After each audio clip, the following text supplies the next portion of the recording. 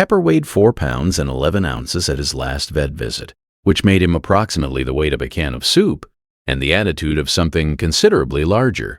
He had been with the family for 6 years, longer than their daughter Mia, who was 2.5 and had never known a world without him. They had an understanding, Pepper and Mia. He would tolerate her enthusiastic affections, and she would continue to share her crackers. It was a sustainable arrangement. So when Pepper started blocking Mia from the southwest corner of the living room, it seemed, at first, like a negotiation. He would sit in front of the baseboard, beneath the cable outlet, and plant himself.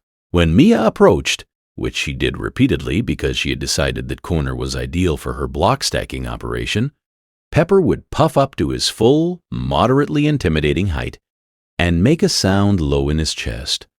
Not quite a growl, more like a sustained vibration. Mia, who was not easily deterred, would attempt to step around him. Pepper would pivot. This had been happening for 9 days. Her mother, Christine, a paralegal working from home, found it more amusing than alarming. She told her husband Derek about it at dinner. Derek, who did facilities management at a commercial property company, said it sounded like resource guarding. "He's done it before," Christine said, "with his toys." Take the toys away from the corner. If you're looking at this situation and thinking the same thing, Christine thought, look closer. The answer isn't where anyone was looking. On the 10th morning, Christine moved Pepper's bed away from the area and tried to redirect him with a new chew toy in another room. Pepper took the chew toy, deposited it near the southwest baseboard, and sat down next to it. He would not be redirected. That afternoon, Christine noticed that the outlet faceplate near the baseboard had a faint discoloration she had not seen before. Slightly brown at one corner. She touched the plastic. It was warm. Not hot. Warm. She called Derek. Derek called an electrician friend named Harris, who owed him a favor and would come that evening.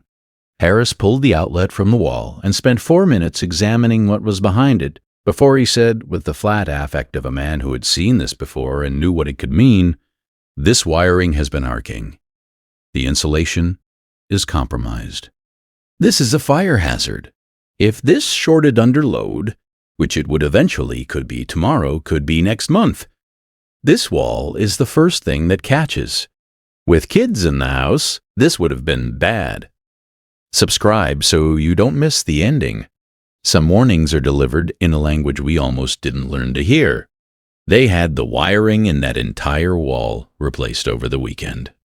Harris found 2 additional compromised junction points further up the run, consistent with an original installation fault from when the house was built in 1987. The corner was safe by Monday.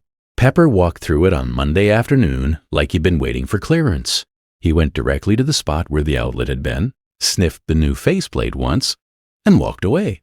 He never went back to block that corner. He went back to his usual territory, the couch arm, the kitchen threshold, the outside of Mia's door at nap time, and resumed his regular diplomatic operations.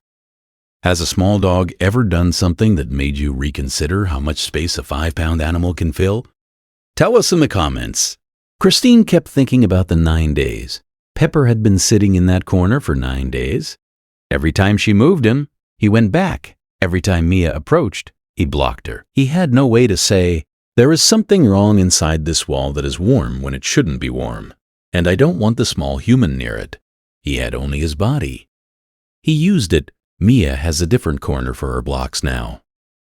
She chose it herself, pointing to the northeast wall with the confidence of someone who has decided the matter conclusively.